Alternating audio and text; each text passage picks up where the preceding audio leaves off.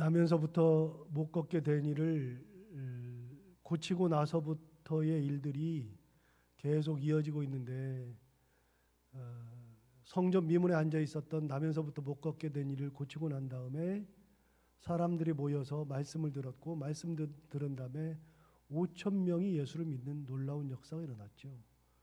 그랬더니 대제사장들과 장로들이 사도들을 가두어버렸죠.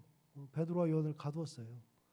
그 다음 날이 돼가지고 신문해가지고 내보내는데 위협하고 경고해가지고 다시는 예수의 이름으로 가르치지 말아라, 그렇게 말씀을 전하거나 가르치지 말아라, 그렇게 하고서 내보냈죠. 그렇게 해서 큰 위협을 받고 돌아왔을 때 제자들이 했던 거, 그걸 교회 앞에 내놨을 때 했던 거, 계속 말씀드리지만 대책회의 한 것이 아니라 기도했다는 거, 굉장히 중요한 포인트예요.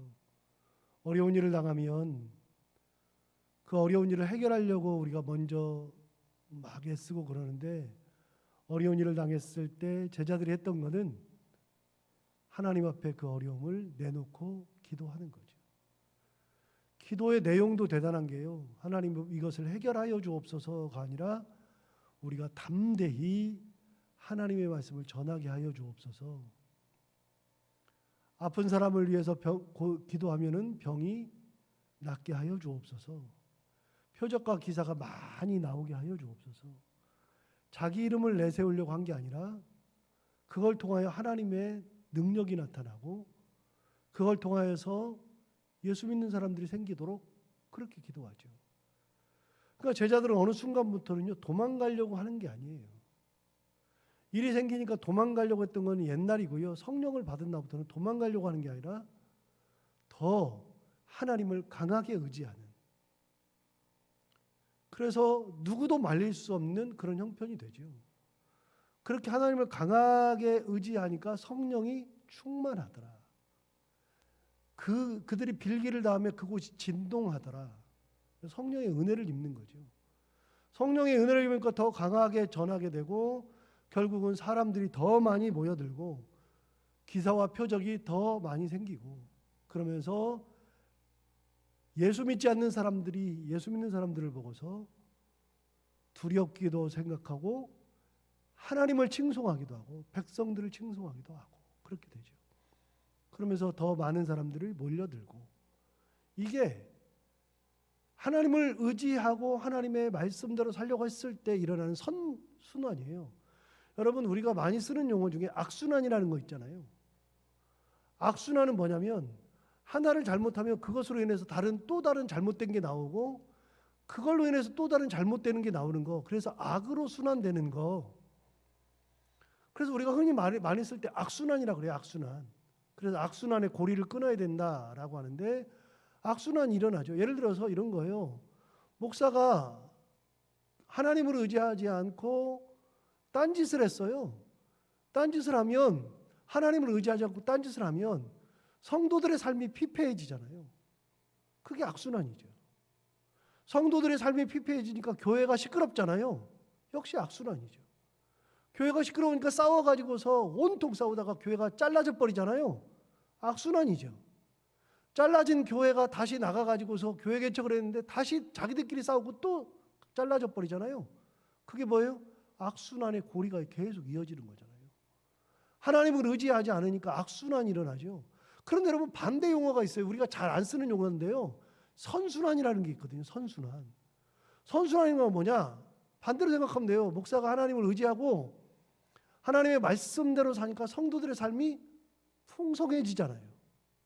삶의 기쁨이 넘치잖아요. 순환이 좋은 것으로, 선한 것으로 이어지는 선순환이 일어나죠. 그러다 보니까 교회에 와서 말씀을 듣는 게 행복하죠. 역시 선순환이 일어나죠. 서로 간에 사랑하죠. 서로를 격려하죠. 서로를 보듬어주죠. 교회가 사랑의 공동체, 행복의 공동체가 되잖아요. 그러니까 교회를 다니면서 하나님의 은혜를 충만히 누리게 되는 거죠. 그게 순환이 되는데, 어떤 순환이요? 선순환이 일어나죠.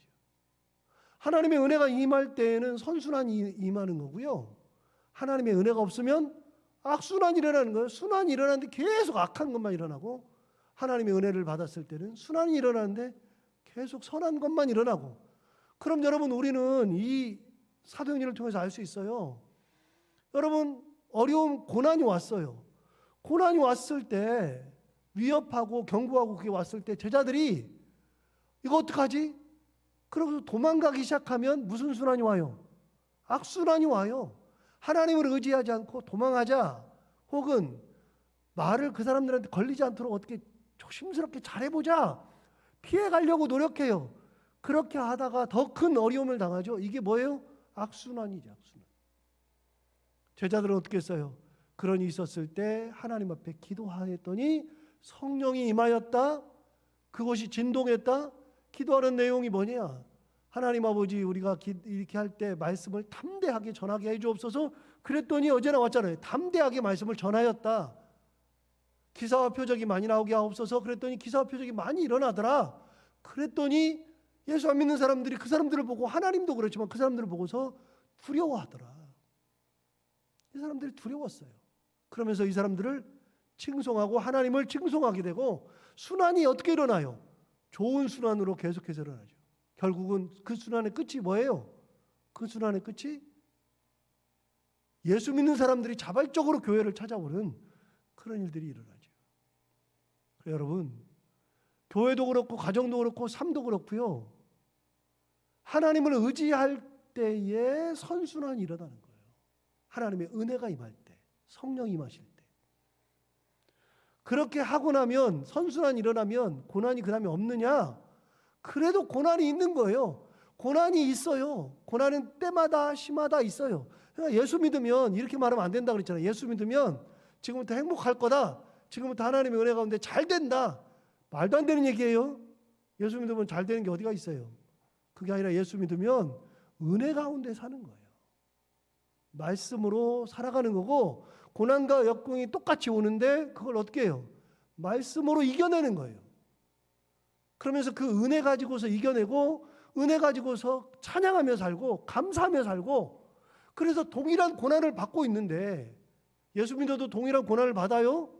그런 고난을 받는데 예수를 안 믿을 때는요, 그걸 보면서 막 좌절하고 힘들어하고 눈물 흘리고 뭐 다른 사람들한테 찾아다니고 그러는데, 예수 믿고 난 다음에는, 은혜 받은 다음에 어떻게 돼요? 그런 일이 있어도, 동일하게 그런 일이 있어도 우는 대신에 기도하고 감사하고 찬양하고 하나님의 은혜 가운데 이겨나는 거, 이게 예수 믿는 거예요. 자, 제자들이 이런 선순환을 이뤄냈는데 어떤 일이 일어나느냐? 17절 봐요. 오늘 본문. 대제사장과 그와 함께 있는 사람 즉 사두개인의 당파가 다 마음에 시기가 가득하여 일어나서 사도들을 잡아다가 옥에 가두었다 그랬어요. 여러분, 그렇게 하나님의 은혜 가운데 성령이 임하고 많은 사람들이 교회로 찾아오고, 그리고 기사와 표적이 많이 일어나면서 사람들이 두려워하는 그런 지경까지 일어났는데, 그런데 이 제자들에게는 어떤 일이 벌어지느냐?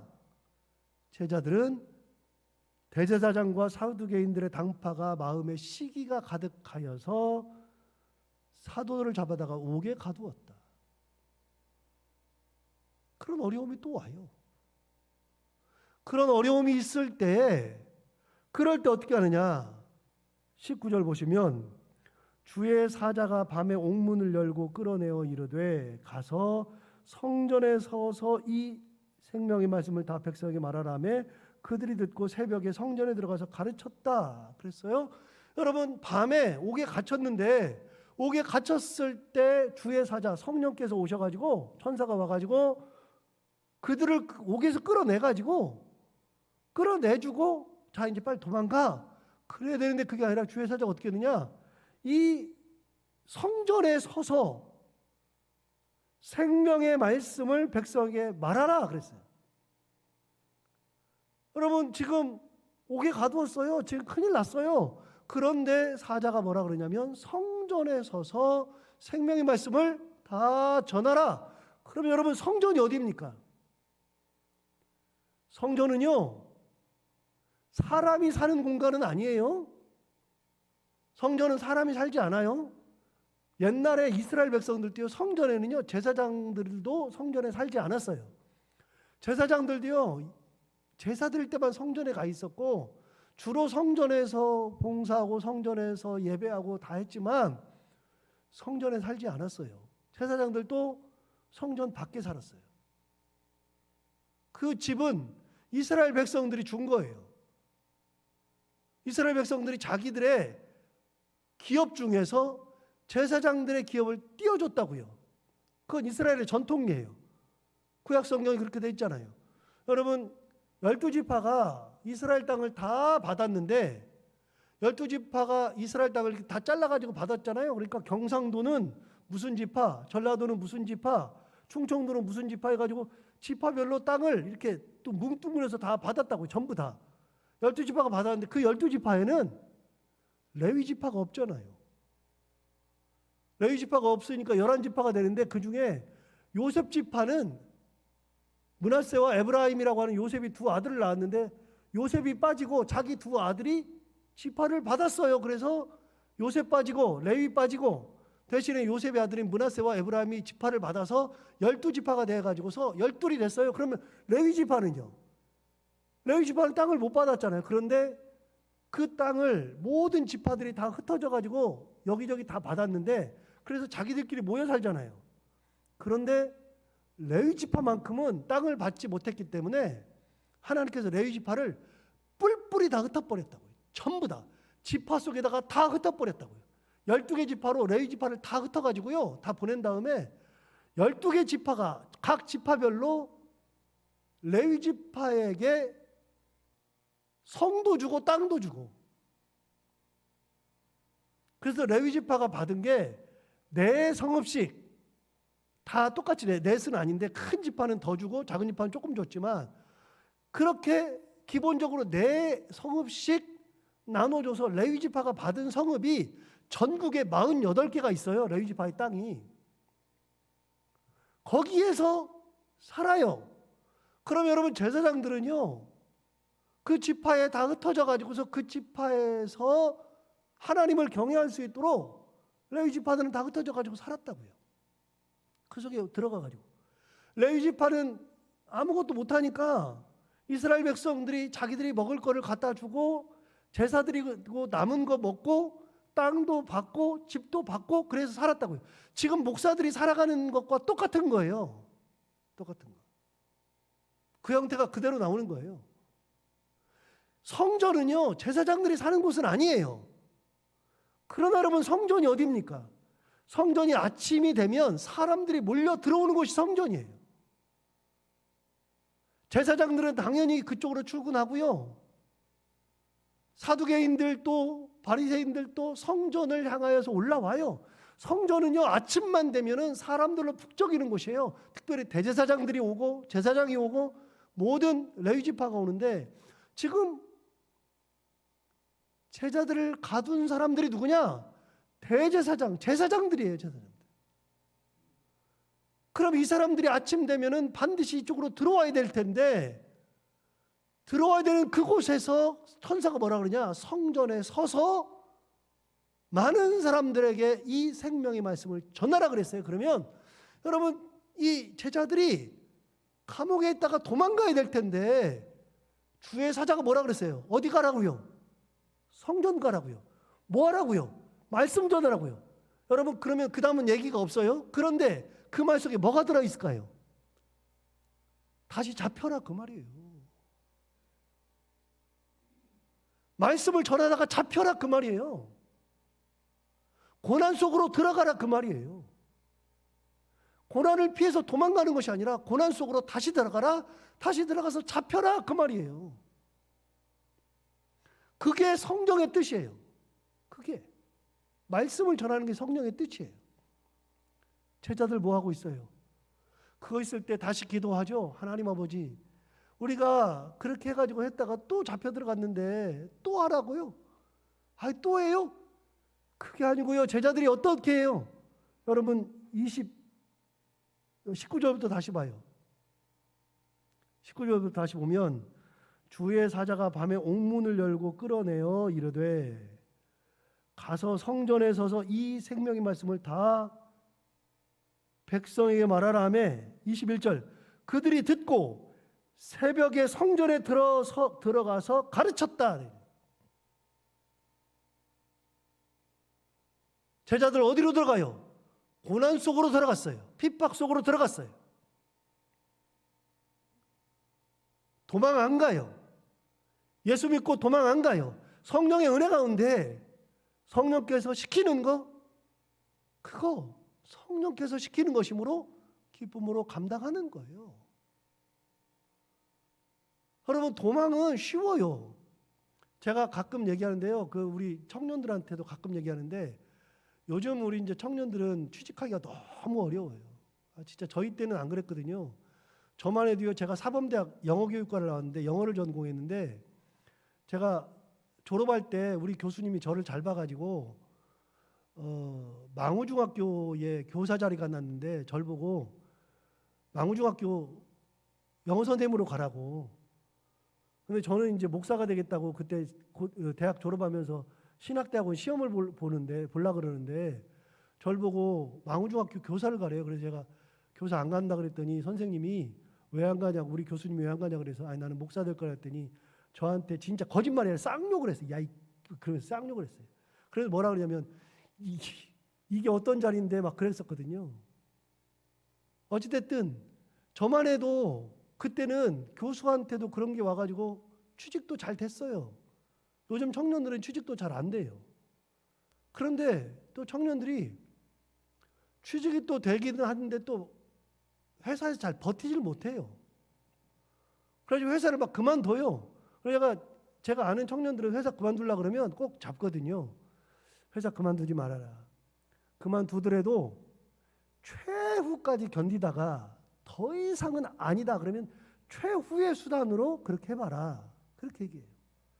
언제든지 그만둘 수 있으니까 최후에 그만두는 거다. 이걸 못 견디면 다른 데 가서도 힘들다. 그렇게 얘기하거든요. 여러분, 최후에 하는 거라고 얘기해요. 이혼하려고 할 때도 제가 얘기해요. 웬만하면 이혼해도 괜찮다. 이혼해도 괜찮은데 언제든지 이혼할 수 있으니 견딜 수 있고 고칠 수 있고 할 수 있는 데까지 다 해보고 그래도 아니라고 최후의 결론이 나면 그때 이혼하는 거다. 할 때까지 끝까지 견뎌봐야 된다. 얘기해요.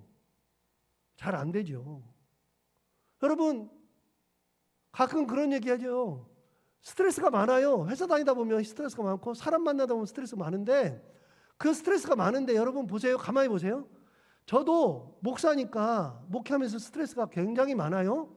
있을 수 있죠.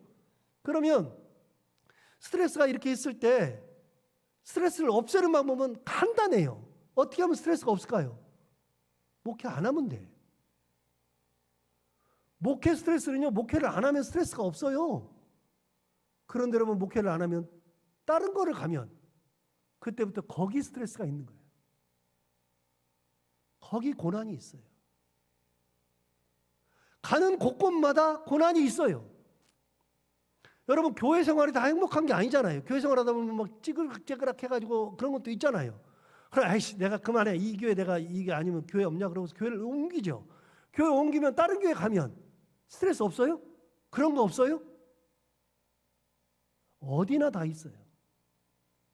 여러분 고난을 피해서 도망가요.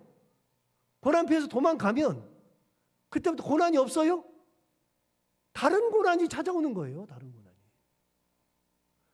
제자들에게 성령이 그랬어요. 성전에 서서 가르쳐라. 다 전하라 그러면 제자들이 그걸 듣고 나서 에이 우리가 지금 그러는데 못해요. 다른 거 시켜요. 도망갈 수 있잖아요. 그런데 도망 안 가요. 여러분 예수 믿으면서는요 도망갈 필요가 없어요. 은혜 가운데 감당하면 돼요. 아까도 말씀드렸죠. 여러분 예수 믿으면서 고난이 없는 게 아니에요. 동일하게 고난이 오는데 예수 믿는 사람은 뭐가 다르다고요? 하나님의 은혜를 힘입어서 그 고난 중에서도 찬송하고 감사하고 기뻐하고 하나님을 의지하면서 이겨내면서 살아가는 거지.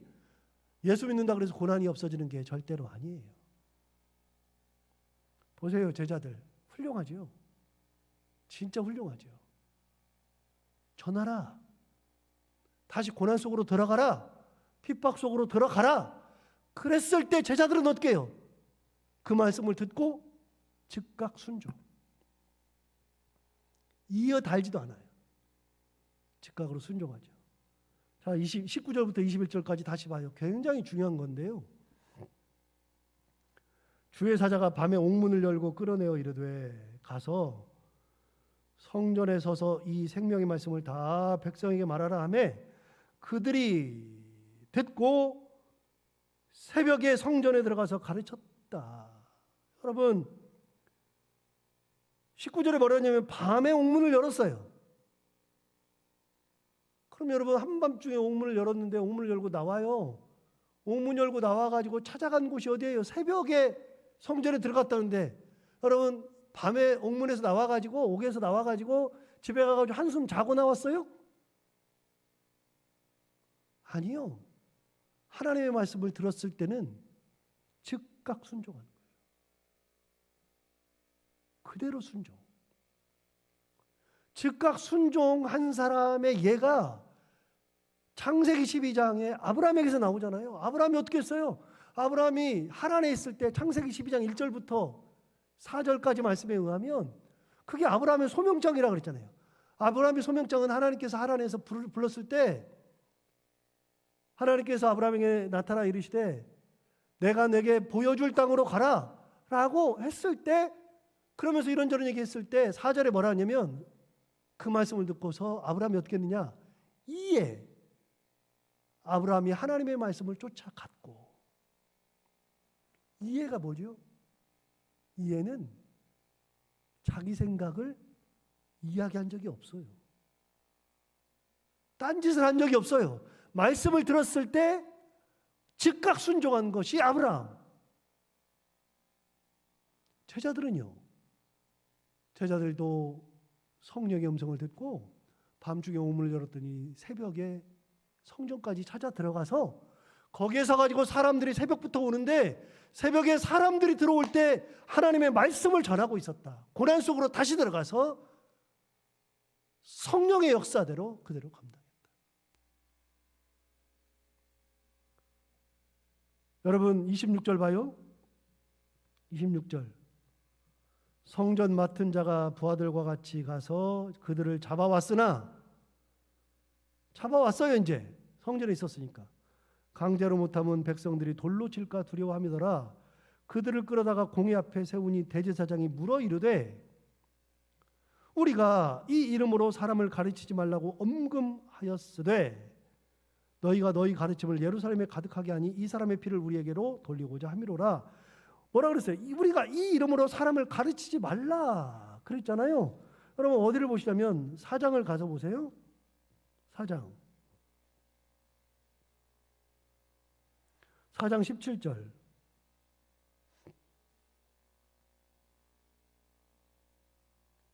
이것이 민간에 더 퍼지지 못하게 그들을 위협하여 이후에는 이 이름으로 아무에게도 말하지 말게 하자 하고 그들을 불러 경고하여 도무지 예수의 이름으로 말하지도 말고 가르치지도 말라 했어요. 예수의 이름으로는 말하지도 말고 가르치지도 말라 이미 그랬죠. 그래서 28절 5장 28절 대제사장이 뭐라 그래요? 28절 이르되 우리가 이 이름으로 사람을 가르치지 말라고 엄금하였다 이렇게 얘기하잖아요. 그런데 너희들이 다 가르쳐? 29절 볼까요? 베드로와 사도들이 대답하이르되 사람보다 하나님께 순종하는 것이 마땅하니라. 베드로가 그랬어요. 사람보다 하나님께 순종하는 것이 마땅하다. 그런데 여러분 다시 넘어가요. 4장 17절부터 다시.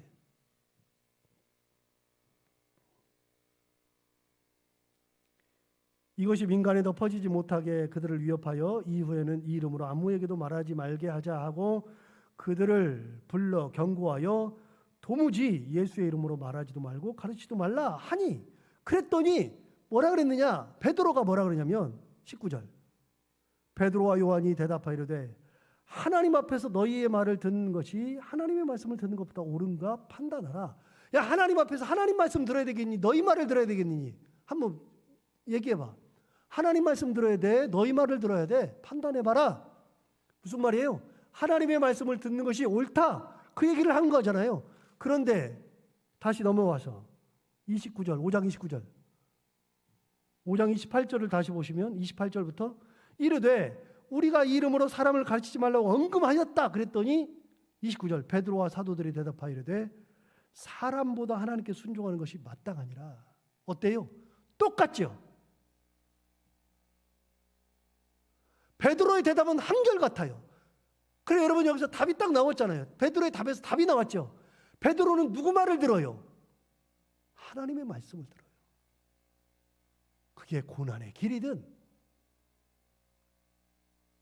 그게 가시밭이든 죽음의 길이든 베드로의 머릿속에는요 누가 들어있느냐? 하나님이 들어있어요. 하나님의 말씀을 듣는 것이 옳다.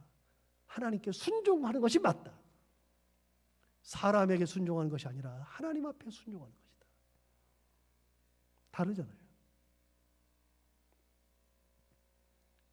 베드로와 사도들은 어떤 순간에도 하나님을 바라요. 하나님을. 그러니 도망갈 필요가 없죠. 왜요? 하나님이 도망가라고 안 했는데. 그러니 전하라 그랬으니까 전하잖아요. 도망 안 가고 자신 있게 담대하게 전하잖아요. 하나님을 바라보면 담대함이 생기는 거예요. 눈치 볼 필요가 없잖아요. 제자들은 언제나 하나님을 의지하고 기도하는 공동체였기에 그게 선순환이 일어난다 그랬어요. 성령이 임하고 모인 곳이 진동하고 말씀이 전파되고 사람들이 찾아오고 다시 고난 속에서도 또 순종하고 이렇게 선순환을 이루는 구조 속에서 사도들이 살았던 것처럼 우리도 그렇게 하나님을 의지하고 말씀에 순종하고 하나님의 말씀이 나에게 가장 처음 되어서 도망가지 아니하고 끝까지 성령의 은혜 가운데 살아가는 저희들 모두가 다 되기를 바랍니다. 기도하겠습니다. 하나님 아버지 감사합니다. 제자들은 옥에 있어서나 나와서나 어느 곳에 있어서나 무엇을 하든지 그들의 중심은 무조건 하나님이었습니다. 하나님의 말씀 앞에 순종하는 것이었습니다. 어려움을 당하면 기도하였습니다. 그랬더니 성령이 임하시고 모인 곳이 진동하고 역사가 일어나고 사람들이 예수 믿는 사람들이 더 생기고 다시 고난 속에서도 기도하고 다시 순종하고 말씀대로 살면 또 놀라운 역사가 일어나고 이렇게 하나님의 은혜 가운데 살았던 제자들처럼 하나님 아버지 우리도 끝까지 하나님을 의지하고 기도하는 사람들 되게 하여 주옵시고 하나님이 먼저 하나님의 말씀이 먼저 은혜가 먼저 그 모든 것 위에 하나님이 계시는 것을 항상 고백하며 순종하며 살아가는 저희들이 다 되게 하여 주옵소서. 오늘도 하루를 살아갈 때 하나님 은혜 가운데 우리의 삶을 지켜주시고 해야 되는 것들을 기쁨으로 감당하고 만나는 분들과 함께 웃고 행복한 하루를 보내게 하여 주옵소서. 예수님 이름으로 기도하옵나이다.